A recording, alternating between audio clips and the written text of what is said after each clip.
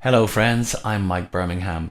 Welcome to this week's Miscellany, where we take a look at some of the interesting and light-hearted stories and videos that have been doing the rounds this last while or so. Gotta heap some praise on my trusty Galaxy J5 phone. I got this baby back in 2016, so 4 years of value out of it, which is a long time in mobile phone terms. And I've used it to record the initial editions of the Miscellany. That's how much I liked it. In any event, I finally gotten around to upgrading my recording device to a Canon EOS camera. So I've been saving for ages for this baby, hoping that I can do some better quality recordings and hopefully things will look better going forward. So let's go to our brain teaser for this week. And it is as follows. What grows down while it grows up? The answer to come at the end of the Miscellany. Well, whilst the world has been beset by the coronavirus, it's worth remembering events from over a century ago when another pandemic called the Spanish flu swept across the globe. The year was 1918 and it lasted until April of 1920, infecting 500 million people. It's about a third of the world's population at that time, in not one, but two, but three, but four successive waves. The death toll was typically estimated to have been somewhere between 17 and 50 million people, making it one of the deadliest pandemics in human history. Now, back then, we may think the wearing of face masks is a novel thing. It isn't. They were also wearing face masks. It was a common sight as well, as these photographs illustrate from the era.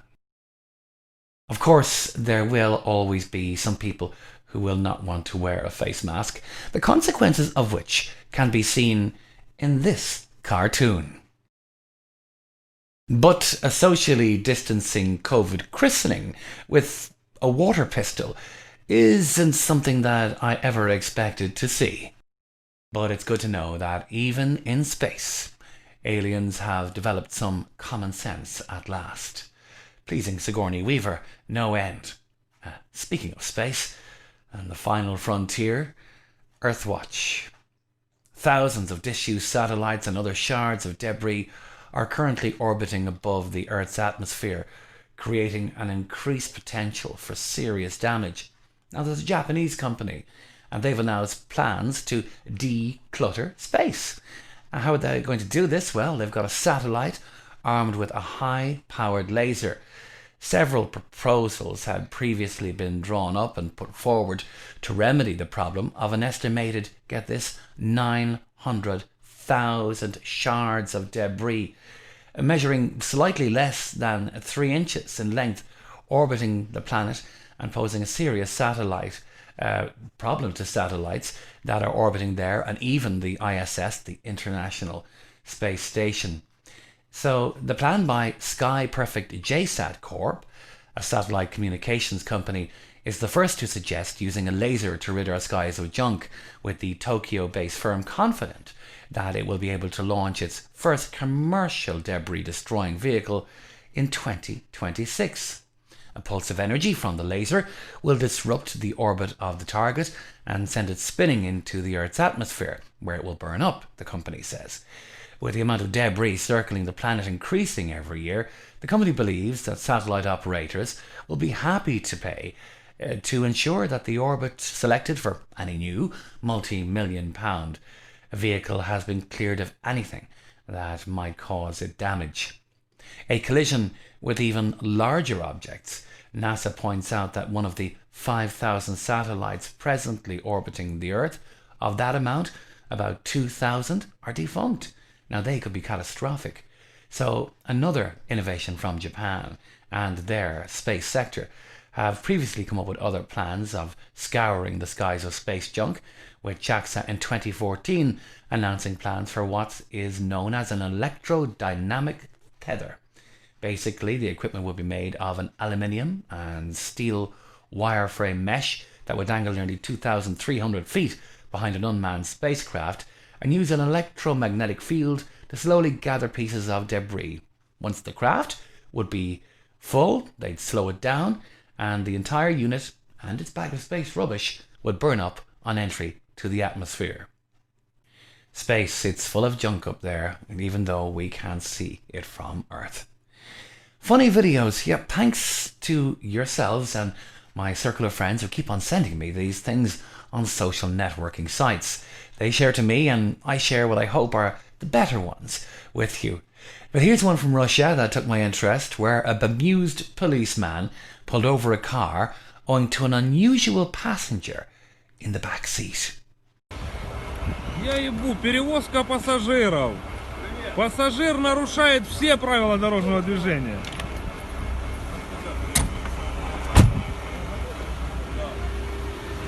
Почему не пристегиваете его ремнем безопасности? Где детская крыша?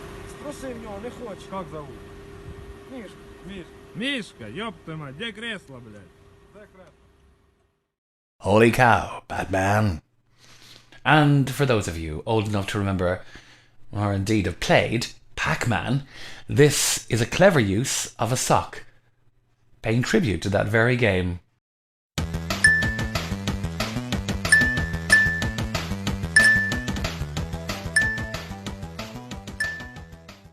Next up, here's a picture on an interesting look at two different adverts taken 20 years apart. It shows the massive change in portability of our music, and in that time, how many of us have moved from having music on a drive to streaming music over the internet instead. Being ancient myself, I recall a strange object younger viewers would be amazed to see, called a 45 single, with just 2 songs, one on each side. But that's how it was before the digital age, and we felt as state-of-the-art back then as everyone else. Or you could have an album with maybe 8 to 10 tracks on each side. However, that was the tech of the day, and now streaming is the tech of today. What's next? Who knows? Hats off to magician Zach King.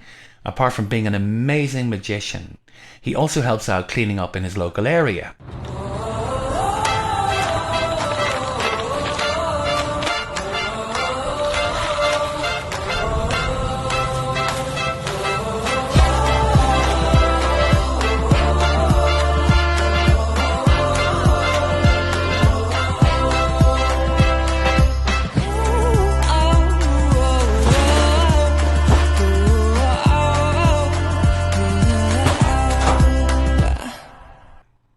You can find out more about Zach on his YouTube channel.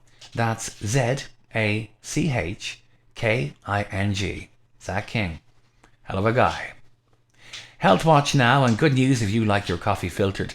Apparently just 1 cup of filtered coffee a day reduces your likelihood of death from cardiovascular disease by as much as 20% for women and 12% for men.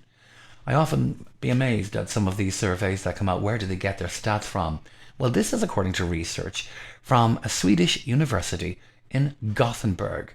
They claim that filtering the coffee is believed to help remove oily elements called diterpenes, which can cause cholesterol and lead to health problems.